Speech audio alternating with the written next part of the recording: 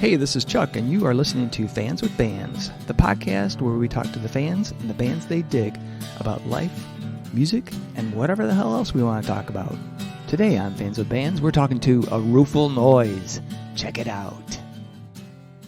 Hey, this is Chuck with Fans with Bands, and I'm talking to Todd, Jennifer, and Nicholas of a Rueful Noise. How you guys doing? Great. We're great. Awesome. I'm very happy to have you guys on the show. I really want to get into like the new music you guys are recording. I also have a question about one of the tunes on the EP. But first, how did you guys come up with the name, A Rueful Noise? Because I love it.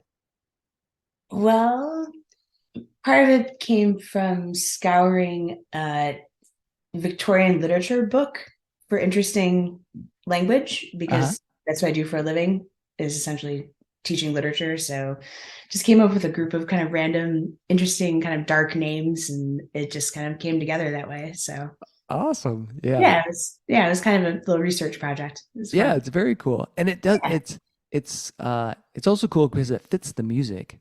You know, when I listen to the EP, and I think it's just you just have the 3 songs out, right? Is that true? Or do you have more? Yeah. We have 2 covers out. Okay. Also, but yeah. But in those 3 tunes, there's this, well, one, they're super catchy, but then they're also kind of dark and moody. That fits the name perfectly. Oh, thank you. But one question I had about the EP is that I love all 3 of those tunes, but the last one, I think it's the last one, Terminal Union. That tune is so cool because there's this kind of eruption of, I don't know, like rage or something in there. I was like, so what the hell? So I want to understand the story. Like, how did that tune come about? And maybe that evolves into like how you guys write music in general. Sure. Talk about our rage issues. Well, the tune came about because of I was writing a song, and Jenny will attest to this. I'm really slow at writing songs and slow at putting them together. So I'd been playing a couple of riffs just over and over, probably annoying the crap out of her. And she was like, "You need to turn that into a song." And I had no vocal ideas whatsoever with it. So she wrote some lyrics. She wrote the verses and the melody, the vocal melody, and we sort of arranged it. And as far as the yelling and screaming part, I wrote those just sort of as a counterpoint to what I thought she was doing and what I thought the music was doing. And it turned out we were trying to do like more harmonies, but it felt good that we had the 2 different voices on there. Yeah. With I sort of think of it as like 2 different perspectives on just a terrible relationship. Yeah. Things not going particularly well. And if I may interject, every time we play that live and Nicholas starts howling, I have to really concentrate because it makes me giggle so much. I'll throw up every time. And I was also inspired. I do have to say this. I was inspired by Joe Hart from Jack Pine Snag, Todd's other band, Jack Pine Snag, and fun fact, I was the original bass player for Jack Pine Snag too. So, oh, really? He's a good friend of ours and a musical hero of mine. So I was definitely thinking about him when I was losing my shit in front of him. Joe did our artwork as well for our album. Joe Hart did. So okay, cool. Very cool. He's a very, very talented artist and awesome as well. Yeah. Very cool. Hi, John. We got a fan. John's on here. At least I remembered. John, how you doing? It looks like you're enjoying the outdoors. Yes, I'm out back. Nice. So John, you kind of know the drill. Fans are allowed to ask questions. Do you have any questions for these guys? Not at the moment. Hold on. All right. No worries. Swing of this. All right. So, as you were describing that process, with Nicholas coming up with some riffs and trying to, is that typical? Is it where one of you comes up with an idea, then you bring it to the band to form it, or do someone comes up, here's the full-fledged thing, and then small tweaks, and we're done? For right now, I mean, they won't accept my humming tunes that I come up with. We're working on it, Todd. Yeah. It's hard to transcribe. Wow. I did that once. Yeah, for the most part, it's been pretty collaborative. There's been a couple Yeah. of songs. I think I brought one that I'd been playing for a long time, but it has changed since we've been playing it. So, yeah, I would say for the most part, none of the songs that we play are just the work of one person. So Yeah, definitely. Cool. So, sort of along the lines of your origin, how did the band come together? I will let you guys start this since you knew each other first. okay, So so Nicholas, way, yeah, way back in the Audis. yeah. Nicholas is one of my oldest friends, and this is our 6th band together. I think 8th. It's been a lot. Awesome. Yeah. Awesome. Some of them are just like, one-off things, but Yeah. we've been playing together in a Misfits tribute band for 9 or 10 years or something like that. No, it'd be 14 because we started in 2009. Oh, right. Well, like 14 years and maybe 15 gigs. Yeah. But we played in a bunch of bands together. Mostly me playing bass. And then Jenny and I moved in together Yes. after other things happened. And we started playing music together, mostly during the pandemic. Yeah. Just hanging out with nothing to do. Yeah. Apartment. Playing a lot of covers, And so we started playing covers and we started writing music together. And we talked about doing a band after gigs were a thing. And we both knew Todd and thought of him as a great drummer. That's a lie. Sort of a good drummer. And so that's how it came Awesome. about. And I have to interject to say that before Nicholas and I got together, I knew both of these guys as kind of, they're gonna blush at this, but as kind of like rock stars, in my opinions, and Yeah. just I adored both of their bands, both Jack Pine Snag and Hat Matter, and bands that Nicholas has been in, and so it was really, really wild to be part of that, to be able to be part of playing with these particular people, because I've always really admired them very greatly and still listen to their music. Like I was just listening to Jack Pine, just in Hat Matter not like 2 days ago, so it's hard to not think of them as still kind of in that rock star echelon kind of thing. We also knew Jenny because she was in Scary Women. Great local band that we played with a bunch of times and loved to see. Cool. So yeah, it was a natural. yes. Nice. So Nicholas, the band you were in before, that was Hat Matter? The Hat Matter right. was one of the bands I was in most recently. Yeah, and that was sort of an indie rock band out of Lansing. Cool. I wasn't the front person. My buddy Isaac wrote all those songs, and he's an amazing musician and producer. But I was sort of the guy who played weird noises, played keyboards and some guitars, and just made synth noises. But he did them all at once on stage. So he'd be playing the guitar and then playing the keyboard and like playing a horn, and so it was pretty insane. Awesome. Yeah. Because I was definitely familiar with Jack Pine Snag, because that band blew me away when I saw him at Fuzz Fest. I was like, Jesus Christ, what is this? It was so awesome. I think we really need to add Jeremy to the story also. Oh, Jeremy Porter? Yeah. Oh, sure. Yeah. Because he kind of plays an integral part. Yeah, that's a very good point. When we started playing together, our friend Jeremy Porter, who's in Jeremy Porter and the Tucos, plays in Detroit quite a bit. He had heard Nicholas and I playing together because we would put videos out on Facebook, and he had kind of encouraged Nicholas and I to put something together and said, if you do some originals, he'd be willing to produce it and put a record together. Oh, and that really, I'm really glad you said that. That really galvanized us, I think, to put this group together and to really come together as a band. And so yeah, cool. And Jeremy produced our EP. Okay. Was integral to the way it came together, and so he's a very important part of it. And the drummer of the Tucos, Gabriel, he's the one who recorded us. Yeah. Oh, all right, cool. Yeah. Cool. Super cool band. Awesome. Super cool guys.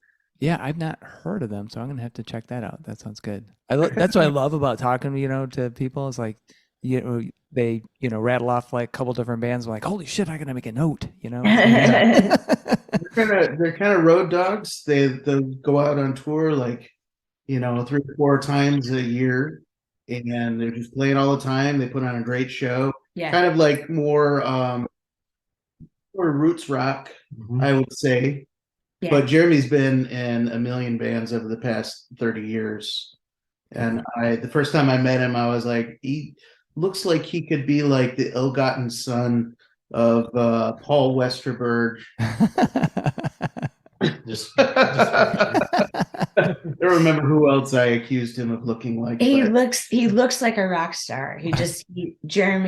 Everything about Jeremy just kind of screams rock star. Paul Westerberg is Isaac Brock from Mouse. He's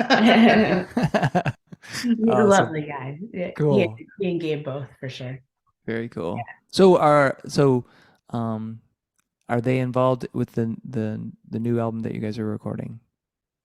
No, we're actually recording with another band member of Todd's in the Jack Pine Snag, Jason Rodell, and he's basically doing all the recording in the mixing and producing for us this time. Yeah.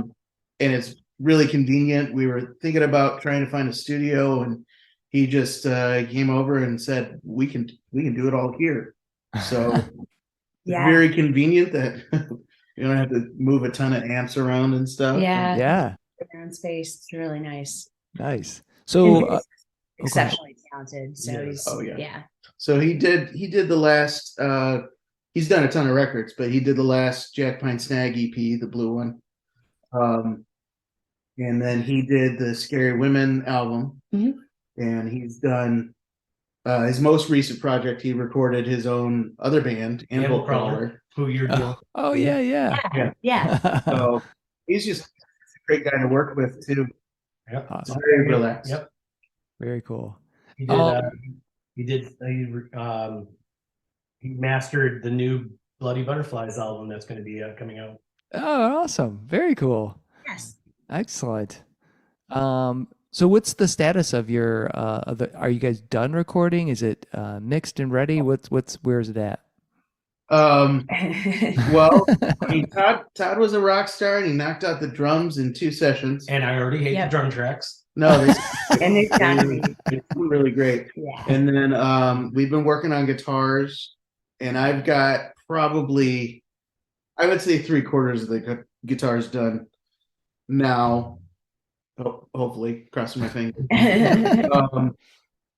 I want to keep adding stuff because Jason, he captures really good performances and really good tones every time I listen to the playback. I just think, oh, that sounds great. It'd be killer if there was this other part too. Oh man. He's really great at capturing that. So, but I have to cut myself off. There's just going to be a couple of odds and ends left. And then we'll be doing her bass parts, and then we'll do the vocals, and hopefully it'll be coming out. Maybe, I don't know. Fall. Well, right now, what I'm learning with the Bloody Butterflies album is that the turnaround for vinyl is about 4 to 5 months. Oh wow! So if we finish everything and we get it mastered in a relatively easy time, probably November or December. Okay, so you guys are going to do vinyl then? Yeah. Oh, Yeah. awesome. Very cool. Yeah. And John, you guys are doing vinyl? Yeah, we're doing vinyl. Oh man, that's awesome. When is that Good. coming out? Yes. Never. We're waiting on the pressing plant. Everything else is in line. Oh. So maybe June, July. Oh, awesome. Wow. That's fantastic. Wow. Sweet. I knew you guys were recording, but I didn't realize. Still records. Awesome. Yeah, Excellent. we recorded with Ryan from No Skull. So it's Nice. like all done locally here. Him and Jason had their hands in it. Nice. Very nice. Awesome. So roughly we're saying, maybe end of the year for the album to come out. I know you guys have got shows coming up. Any that you're like, well, you're probably excited for all of them, but is there any particulars you're like, oh yes, this is gonna be great? Well, we're playing with Bloody Butterflies, for instance. We're playing with John's band and No Skull, who we just mentioned. It's a show that's gonna be really fun. A That's in really fun Lansing show. July, right? In July, yes, I believe. We're playing up in Oscoda. That'll be different. Oh, Yep. we're at Nascoda. The Edelweiss. Yeah, I don't. So Yeah. what happened was we played a show last year, year and a half ago at Flint City Hard Cider. Yeah. It was with Nuke and the Night Shift. Yeah, I've heard of them, but I've not And, Yeah. actually seen them. They're fun. a friend of ours, Heavy J from the band Ouch Me Ars, he's from there, and he said, "Say hi to all the band for me." So I started talking to them, and they're really nice guys, and they enjoyed us. And the drummer said, "Hey, we have a festival up there every year. Would you guys like to play?" We couldn't that year. And he said, "Well, I want to get you guys up here." So he said, "Hey, we're finally doing some shows at this bar up there. Would you be interested in coming up?" Yes. Awesome. Yeah. Yeah. Oh, great. So when is that? Do you know? I could Uh, probably. Yeah. Is that July? I think it might be July. Oh, I was gonna say because I'll be in Nascoda the end of May. Yeah, July Ah. 22nd. July 22nd. Yep. Oh, July 22nd. Oh, that's a bad day, guys. That's beer. Fest. Sorry. It's beer fest in Ipsy, man. Oh yeah, yeah, Wow. yeah. Priority. We're also Yeah. planning a dispensary opening In in Ann Ann Arbor. Arbor. Really? Yeah. Yep. Yeah. All right. With Jack Pine Snag. June Yeah. 10th. Yeah. It's June at 10th. Winewood Organics. Yeah. Oh, I know where that is. Yeah. I Should be drove fun. past it. It's off Maple Road, I think. Maple and Stadium. All right. Really excited about that. Yeah. Yeah. Very Yeah, we're cool. excited about everything we've got on the book. Yeah, and we haven't practiced together in such a long time because of the recording process. So Couple it's months, like yeah. just getting together, just the three of us to play is just going to be fun since we've Yeah. been isolated recording and whatnot. So yeah. Very cool. Very cool. So, what this is a question for each of you. What was there a particular person, a band, something that got you into music, playing an instrument, being a musician, and did that same person also like influence you to want to be on stage in a band? So let's start with Jennifer. Yes, definitely. I think my first major influence was Natalie Merchant. Because initially I didn't play an instrument either until Scary Women when I was in that band. I don't know how long ago that was, but I've only recently kind of in the past like 7 years or so started playing an instrument. So initially I was very, very much into Natalie Merchant as an influence and Michael Stipe for sure. Once I started playing an instrument, Joe Laley from Fugazi, for instance, was like, "Oh my God!" Just we wound up meeting him actually, and that was just amazing. So, so I had different influences now that I've actually picked up an instrument. So, but Natalie Merchant was definitely one of my go-to. I just sang her albums for just endlessly. So, in REM, I'm just a massive fan. So, awesome. Yeah, Nicholas. Well, I don't really know who interested me the most in like learning guitar. I will say there were a lot of bands. I mean, the first band that I ever really I was really interested in like being in a band like that was probably Blind Melon when they came out with their first record. The best thing ever, and like I love Shannon Hoon's voice. Like he was like a huge idol for me. Um, and it was a while. Like I would listen to a bunch of hippie music, a lot of jam bands, and the cool thing about I don't really listen to that stuff anymore. But the cool thing about it is just like they kind of had this attitude of like, well, anybody can do it, and just get Yeah. on stage and improvise or whatever. And that's certainly true, but also a lot of it sounds like crap, especially when you're like a teenager and you don't know what to do with your instrument. But Yeah. as far as like a songwriting thing goes, I would say like my biggest influences were Elliott Smith, and Richard Buckner. Oh, So, nice. both just as influences, like guys that didn't necessarily make it huge, but they wrote honest songs and they just did it their way. They didn't necessarily sound like everybody else. So, Yeah, nice. And Todd.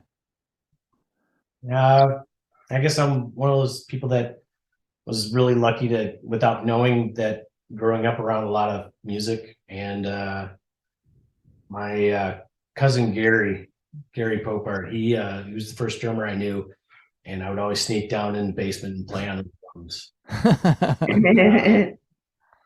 So I always had like a little bit of an interest in it because of him, and it just kind of took off, and it helped when I moved down here from up north because there's an actual music scene. Yeah. It's easier to immerse yourself. Where were you coming from? Lake City. Lake City. Yeah, right here. Yeah. So that's the beauty of living in Michigan. We all Yeah, have yeah. that. No, it's northeast of Cadillac. Okay. Yeah. I think there was a brewery up there, maybe. Sounds familiar. But Yeah. Cool. But yeah, it was hard to do bands up there, and when I moved down here, I just immediately jumped at the chance. So Yeah. Yeah. Well, and it's, like you said, a little bit more. Well, that's a question for you guys. Do you think that Lansing? Because I felt like when I was at Oigs Fest recently, and other times I've been at the Avenue, and even at Max, I always felt like Lansing had a pretty decent music scene. It's I honestly think it's a little better than Ann Arbor, which isn't, well, I was going to say it's isn't saying much, but it's much better than Ann Arbor because but anyway, do you feel that the music scene is between the time that you guys started playing music in that area to now? Do you think it is doing better, or is it kind of status quo? it's status quo right now because I think we all agree we need at least another venue in town, and it's been hard. Yeah. And John can attest to this too. We love the Avenue. That's home. Max used to be home. Doesn't feel like home anymore. they're doing shows again, but we're kind of taking a wait and see attitude about it. I'm personally boycotting right now. But I'm about that. the Lansing scene sort of ebbs and flows. Right now, I'm actually feeling like, I still know a lot of people playing, but there's a bunch of bands that I'm seeing names and I don't necessarily recognize them and who's in them, and that's a great thing. Yeah. It's Yeah. exciting. Next weekend, not this coming weekend, but next weekend is Stoop Fest, and there's a bunch of bands that not all of them are local, but there's a bunch of bands that I've never heard and never had a chance to see, and I'm hoping to see some of them too. And just meeting new people and networking, and there's a couple of house venues that I've never been to as well. Oh, cool. Nice. So there's always new things happening. It's just a matter of like putting your ear to the ground and figuring out where And they to are. add to Nicholas's point, it's my one complaint about Lansing has always been it always astounded me that the students wouldn't cross 127 shows because Yeah. they don't have a music venue in East Lansing or by MSU except for Lansing. And for longest time, Makes sense. that's the one really, really cool thing about the Avenue is the Avenue got students to cross 127. They Yeah. discovered that there was this cool place and they don't charge cover for shows. They could just go, they could eat really good ramen, have some drinks, watch some bands. Yeah. And I would add too that I think our community is extremely supportive. It's a very, very supportive and generous community across the board. At least I found that as I was first playing, when however long ago, when I was very nervous starting to play bass in particular and playing live for the first time in a very, very long time since my 20s. And it was just a very giving community of people, I think, across the board, and very supportive of new bands, like Nicholas was saying. And it's just I don't know, it's a community for sure. Yeah. And It's a definite community, and I love it here. yeah, and to other scenes, it's always been weird because we've been lucky enough to self-sustain. Yeah. But now it's with just the Avenue, and then we got Displaced Manor, which is a really cool house venue. Super cool, man. And then bands even playing Max. That's helping some, but it's in a way it helps force bands to go other places. Yeah. Because you can't get a show for a little while because it's so booked. You have to go play Grand Rapids, which every band should go play Grand Rapids. Which is great. Every yeah. band should go play Detroit. I would say every band should play Ann Arbor, but where are you going to play in Ann Arbor, Chuck? Right. I know. See, that's the problem. I mean, there's the Blind Pig, but it's limited. Although they do. Kalamazoo has such a great house. Yeah. Venue. So there is a new place though. I've yet to go, but I keep hearing about not it. The Maidstone, is it? The Maidstone's not bad, right? We're not bringing that. Yeah, no. Yeah. But it's supposed to be good. another little divey place called the Regal Beagle. Oh yeah, I forgot yeah, about that. Yeah. Yeah. I've not been there yet. Is that Ypsilanti? Yeah, yeah. Like Okay. I think down the road from where the Maidstone used to be. Okay. And I heard that somebody I think played there or went there to eat because the guy, whoever runs it, does barbecue. So Yeah, Oh, I've nice. been following Oh, them. fun. They look like they have a really good menu. yeah. So I might just go to there to eat, But I keep looking to see if there's any shows I want to go to because I gotta check it out. And it would Yeah, be I want to go close. there and I want to try getting a show there. And I know that we've been talking about getting Jack Pine down there too to play with Booback one last time before they call it quit. Oh yeah, yeah. We like a Rueful Noise is trying to get Booback back to Lansing so we could play with them before they call it quits. Yeah. Come here, Fergus. We've got a cat who's really wanting to join the interview here. All right, awesome. But now he's laughing. Now, Oh. he's attention starts. But, Yeah. one cool place that we played a couple of times in a region that we never really thought about before, but we've played at this place in Melvindale, downriver, Parts and Labor. called Parts and Labor. Oh yeah. And That's another really place. cool bar. The sound guy knows his stuff. Yep. They have good food, good drinks. Like we've had a great time both times we've been there. Yeah. And Very cool bar. so we're always into finding little places like that, Yeah. That's another place I still haven't been to. I don't know why. I just haven't. You go to the Rockery? Why not? Yeah. Not yet. Okay. Well, no, the reason I asked was Justin, who is I think he's either the owner or the manager of Parts and Labor. He used to run the Rockery in Wyandotte. Oh, Yeah. okay. The name is familiar. Wherever you go, it's renowned for their grilled cheese. Excellent. Gotta love a good grilled cheese, man. So, John, did you have any questions? I was going to ask Nicholas something. Where'd he go? Oh, he Oh, ran Oh, here he away. is. He's back. I was looking for the cat. I didn't find him. Oh, very good. Yeah.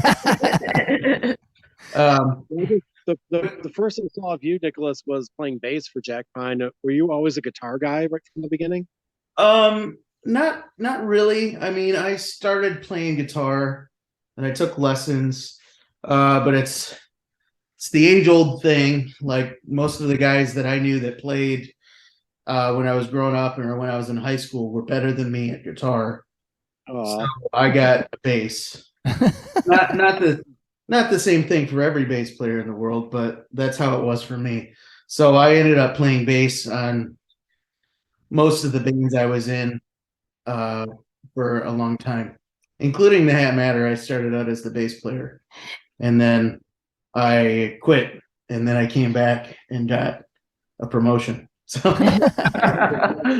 Yeah, I saw Hat Matter a couple of times, but I couldn't attest to who was in it because there were like 8 guys on stage or something. yeah, and it was always like, we'd have a bass player for like 2 months, and then we'd trade up for somebody younger. Younger and sexier. I swear to God, I saw a 12-year-old once. Well, we'd take them on tour and they wouldn't make it through. What do you want to do? So if you guys could sit down and have a beverage with anybody, alive or dead, who would that be, and what would you like to talk to them about? Holy crap. Let's start with Todd. I answered this one when you interviewed Bloody Butterflies, and I still stick with it. Jack Kerouac. All right. So, for anybody that didn't listen to when we talked about Bloody Butterfly, I always struggle with that. Bloody Butterflies.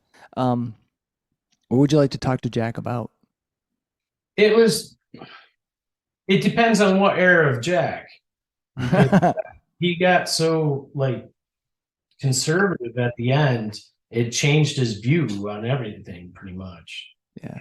When he was younger, it was just like, why, if I was going to ask him, it would be when he was younger, ask him kind of like what the ultimate freedom was to him, as far as like just getting out and escaping and seeing, just going on any kind of adventure. Yeah. Like he did. I was always slightly jealous of that. Do it so. Nicholas. Oh gosh, put me on the spot. Any person, alive or dead. Well, just off the top of my head, and this isn't so unattainable because he's alive and thriving, but Bob Mould. Oh yeah. I find him very, very inspirational. Like everything that he's done and how long he's been doing it. Jenny and I have been lucky to see him a couple of times. That was one of our first band field trips. Oh yeah, that too. Yeah, both solo sets and full band sets. And he tires me out just watching him. And he's so intense. Yeah. And so loud, and he's energetic. He's so energetic and just strong frankly, no offense to anybody present, but he's an old man. You'd think he'd be calming down a little bit. He's put out some more easygoing music, but at the same time, like, geez, wow! If I could keep up with him, I would be amazed. But my question for him would just be like, how do you do it? How do you do it, Bob? And so like learning a bunch of guitar stuff from him, because he's great. Yeah. He's a great songwriter, great guitarist, great singer. Awesome. Oh. Jennifer. Well, I'm stuck between a really dorky answer and a better answer than that. My dorky answer would probably be Virginia Woolf. All right. Author, just because her work is so enigmatic and I just adore her. But the more attainable goal would be maybe Kathleen Hanna, because we're seeing her Monday. Oh, all right. I would love to talk to Kathleen Hanna one day and just ask her kind of similar question, like how more so just how she channeled as much rage as she did on stage. Like I want to know what mechanism that was that she channeled that made her as powerful in Bikini Kill as she is on stage, and as I suspect she will be when we see her Monday too, just because she was also a really, really big inspiration for me. It kind of went from very pretty kind of Nellie Merchant type of stuff and like Harriet Wheeler, and then suddenly discovering Riot Girl, and it was like, holy shit. And that was I was like 36 or 37 or something when I discovered Riot Girl, and it was like changed everything for me. It made me pick up an instrument, changed my singing style. Started hating men. Watch out, pedestrians. Kind of, I've seen her go and bug John at FBC and throw stuff. So I'd like to, if I could sit down and have a conversation with her, I'd like to know how she managed to work up the guts to show that much passion and anger and just venom on stage. I just think that's amazing. So When does she have? She's got like an autoimmune disorder too, doesn't she? she has Some kind of Lyme disease. Lyme disease, I believe. Yeah. Yeah. That's gotta be tough to. Yeah, but if you watch the documentary Punk Singer, you find a great deal about that. Sure. So yeah. There you go. Yeah. So I think, Todd, you mentioned that there are band field trips. Yeah, every once in a while. Yeah, we're going on one here in a couple of days again too. Yes. Awesome. Go see Sunny Day Real Estate and the Appleseed Cast again. Yes. Yeah. Sunny Day Real Estate's touring? I didn't know. Yeah. Yes. Yep. Yeah. Oh. Yeah, we saw them back in September. Yeah, they did a reunion tour. Yeah. Without Nate Mendel. Yep. Wow. He's busy with Foo Fighters. Yeah. Ooh. The guitarist is back, and it was great. They were amazing, and they did circles for an encore. And as soon as they got to one of the breaks in the song, the lights went out, and at St. Andrews, St. Andrews lost all power. That's how the show ended. Oh, wow. Awesome. Happy if I can see them play that song live and Get the whole way through it. Yeah. Jeremy Nick was like, we have to do this one for you guys. You're gonna love it. Yep. And they busted into it, and then just Right before the chorus, went out. lights went out. Oh. They kind of stood on stage and Well- they were really confused, and everyone was really confused. And then, like 15 minutes, a guy came out with from St. Andrews came out with a bullhorn that was about like this Yeah, big. it was a tiny megaphone. Tiny megaphone. It was like, okay, you're going off.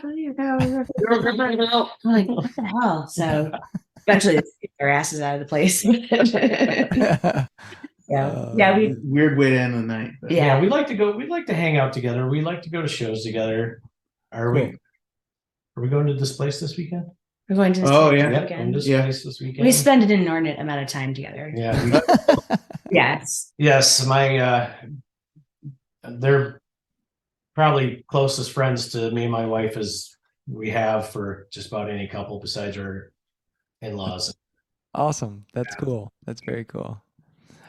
So Yeah. I thought of something when you were talking and I lost it a little bit. So like around shows and Sunny Day Real Estate, is there a particular like, so if you wanted to share an album with somebody as to something that like just means a ton to you and reflects like kind of your journey through music, what would that be? Who would that artist be, and what would you say? You need to listen to this. Good gosh. Ooh, that's a good question. That's a tough I like question. that question. So a number of years ago, there was a thing on Facebook where you had to share the top 10 albums that mean to you, like one every day. And that's been coming up in my Facebook memories. Yeah. And there's too many. It's because there's certain albums that mean certain things. Yeah. I mean, if I just had to whittle it down to one, that's hard. Yeah. Well, I'll let you do two then. Okay. Well, all right, fine. My favorite jazz album is Eastern Sounds by Yusef Lateef. I think everybody needs to listen to that one. Awesome. Then if I'm gonna go just like one of my favorite albums that just kind of puts everything in perspective, man, that's hard. That's probably I don't know, Keep It Like a Secret from Built to Spill. Nice. It's one of those absolute no skip albums for me. And you get the full gamut as far as like emotions in that album. Cool. Nicholas, how about you? Well, I mean, if I had to pick one album, um, let's say, oh, fun fact, this is the first CD I ever bought myself. All right. U2's Achtung Baby. Oh, Uh, all right. It's not, you know, and it's not the era.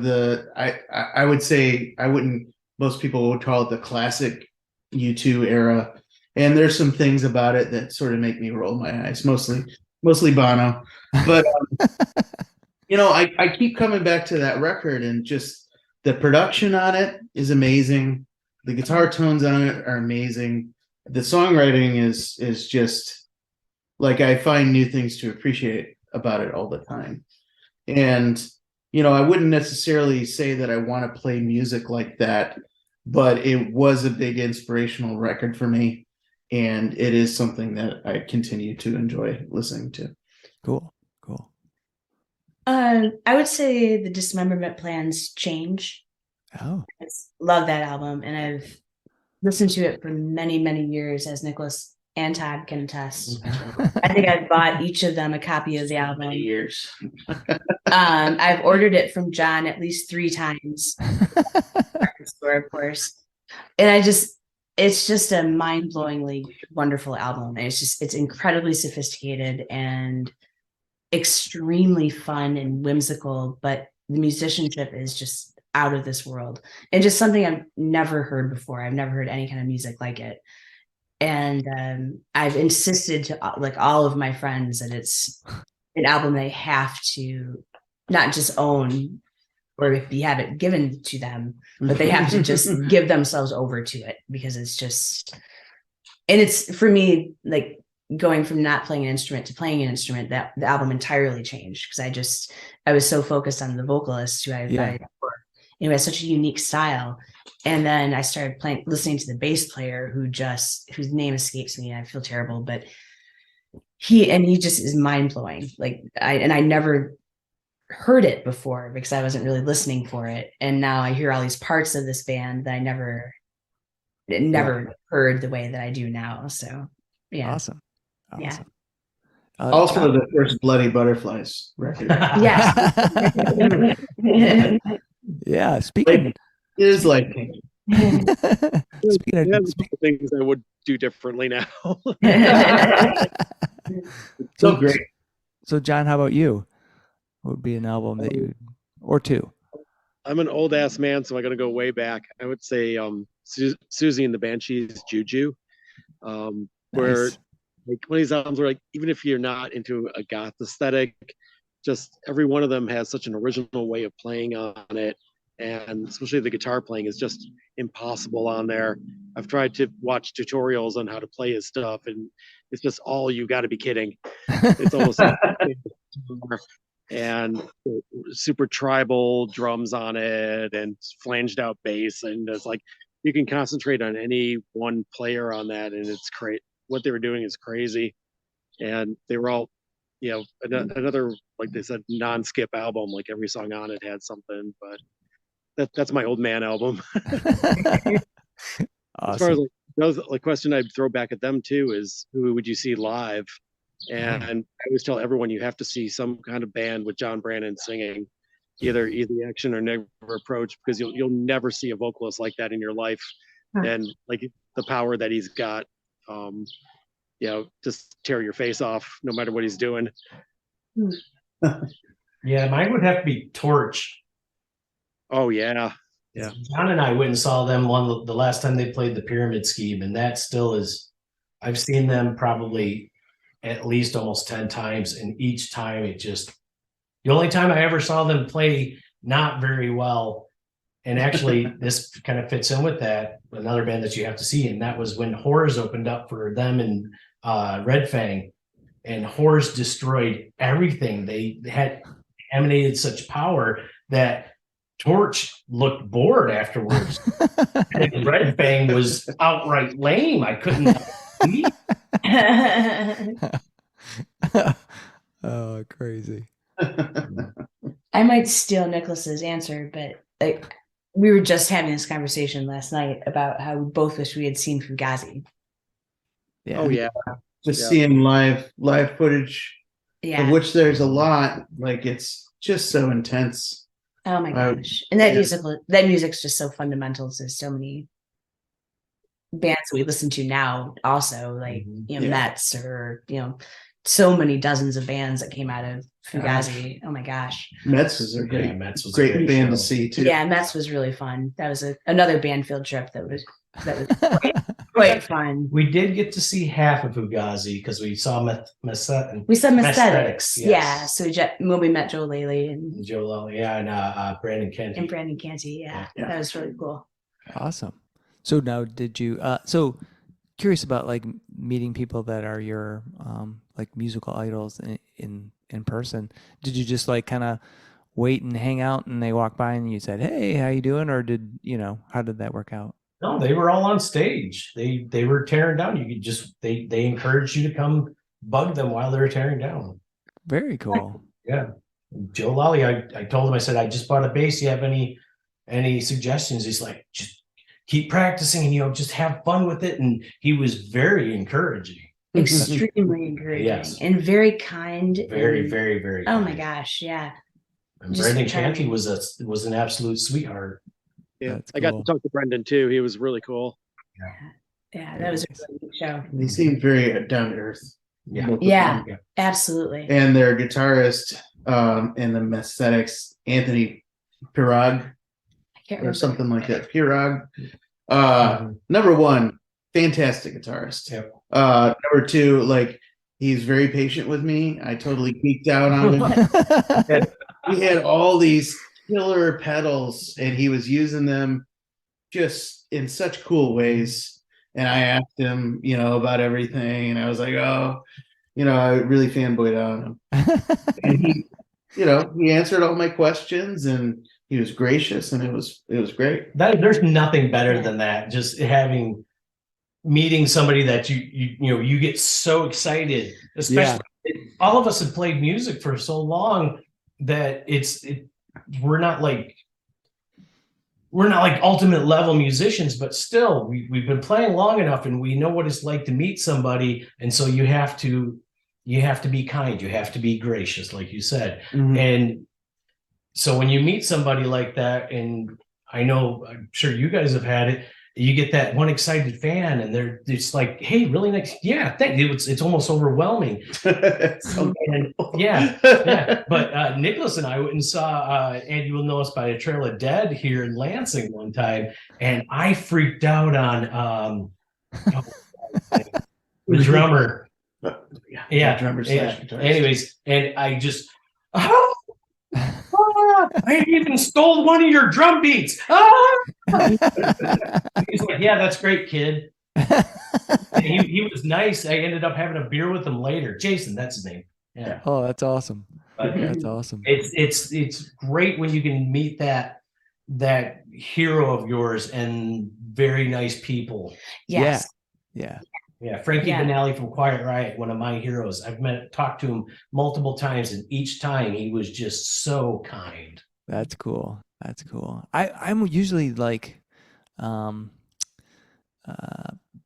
tongue tied. I don't even know what the fuck to say. Like it just I'm like, and then like afterwards, then I'm like, fuck, I should have asked him this. Yeah, every time. Why didn't I ask him this? Yeah.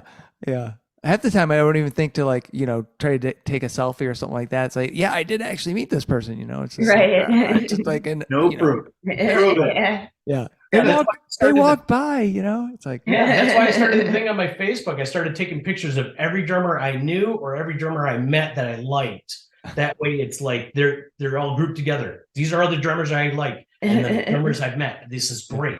yeah, because I still wish I had gone and talked to him. I went to get a beer, so I was gonna go see Carcass at the Crowfoot in Pontiac. So I went to this bar that I knew had pretty good beer. Sat at the bar, and I looked over, and they're all sitting, you know, the whole band sitting there, and I'm like, Carcass is here.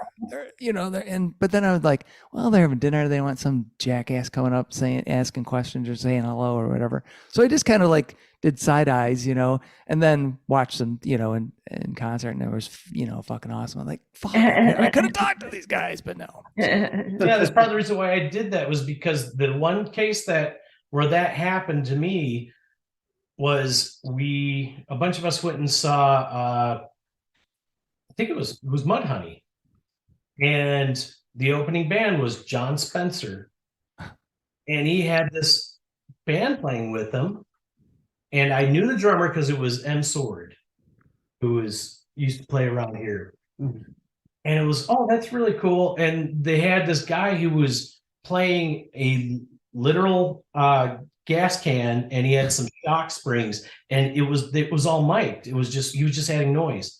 And he's sitting at the bar and he's talking to John Brandon. Him and Brandon are buddies. All right. I'll sit next to him. I start talking. I'm like, all right, so what made you want to play the gas can or the gas tanks? And he's like, well, you know, I used to play in bands back in the day, and John knew me, and he needed somebody to go on a tour with him. And you know, it was a lot of fun. And oh, hey, nice to meet you. He was very, very nice.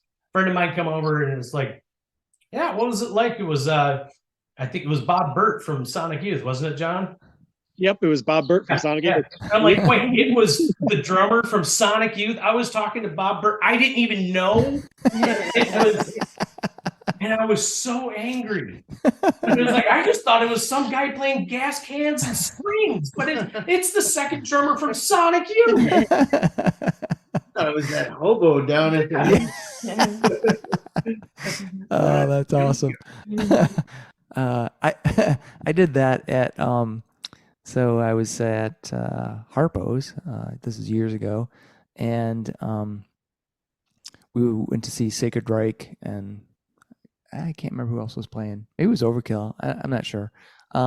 So I was in a band at that time, and our singer was talking to this guy, and he brought him over to say, "Hey, man, you know," he goes, I can't remember what he said, but I think it was loud or something. He goes, and he's like, you know, how you doing to this other guy? And I'm like, you know, hi. And I totally blew the guy off.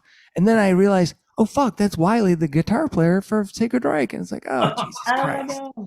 He's wandering away. He probably thinks I'm an asshole now. Like, oh, man. I ran into, well, I was at Bell's Brewery to see the Baseball Project, which is a band that Mike Mills has from REM. And I had just met Peter Buck at a different show like a few months before. So I was like, oh my God, I can't believe this. Members of REM, this is too much. And Mike Mills, as he's playing for the Baseball Project that night, just kind of meanders into the bar. And I'm just flipping the hell out. I'm like, how am I going to talk to this person? There's no way I can't talk to Mike Mills, for Christ's sake. And so I went up to him and I'm like, and I just kind of looked at him and he just kind of looked at me and I was like, I can't believe you're standing here right now. And he looked at me and he said, where else would I be standing? I was like, shit. And then I just kind of like walked away real fast.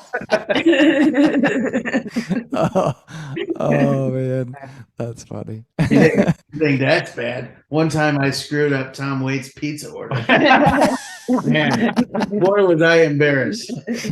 Are you serious? About it. Then he wrote a song about it.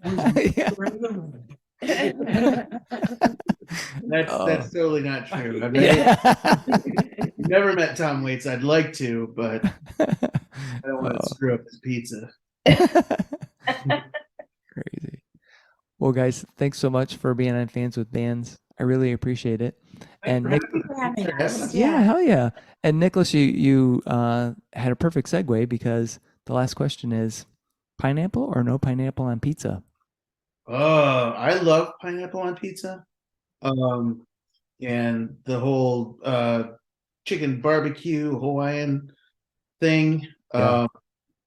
But I understand if people don't like it. Like I accept people's opinion if they don't like it because I am vehemently against green peppers or within 5 feet of my pizza.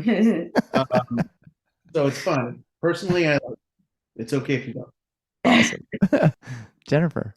I'll eat a piece of Nicholas's pizza that has pineapple on it, but I'll take most of it off. All right. That's kind of a half-assed answer, but I am pro pineapple. One of my wife and I's favorites is a sausage jalapeno and feta. Oh, Once in a while, I'll throw pineapple on there too, and that just adds that sweet, spicy. yeah. Nice. I like that combo there. Wow. Very nice.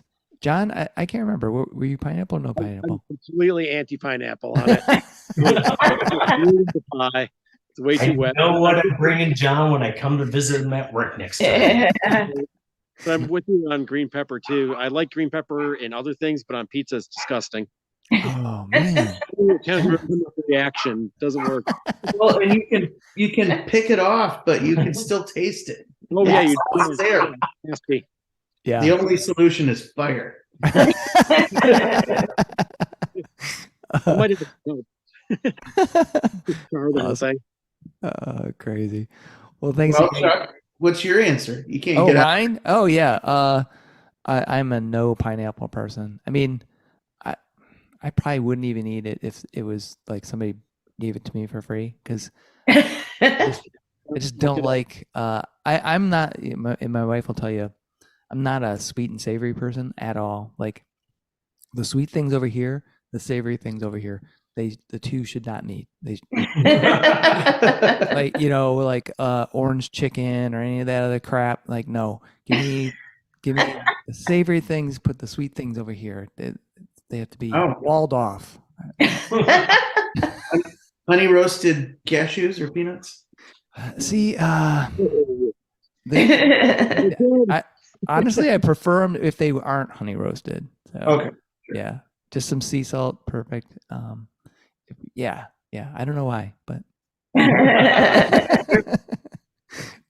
All right, guys. Well, thanks again for being on Fancy Thanks, Fans. Chuck. Yeah, All right. thanks so much. Thanks, I Chuck. really Yeah. appreciate it. All right. Thanks, John. Bye, John. Bye. Thanks so much to Jennifer, Todd, Nicholas, and John for joining me in this episode of Fans with Bands. The people in a Rueful Noise aren't just great musicians, they're great people. We talked about how they came up with the band's name, their music, and current recording project. There isn't a firm date yet for their first full-length album, but we're hoping toward the fall of this year. Stay tuned to their social media for more info. See the show notes for all the details and links. These are tough times for everyone in the creative industries such as music. Your support of live streaming, purchasing music, and merchandise is critical. If you can help out your local artists, please do. If you are in the Michigan area, consider following the Playing in the Detroit Area Tonight Facebook page. It is a place for fans and bands to support each other and share our combined love of music. Thank you all so much for listening. Be sure to hit subscribe on your favorite podcast service to get each and every episode of Fans with Bands. Spread the word by rating the show and leaving a comment. We want to hear what you think. You can keep in touch by following us on social media. This is a Life in Michigan production. Until next time, be well and kick out the jams.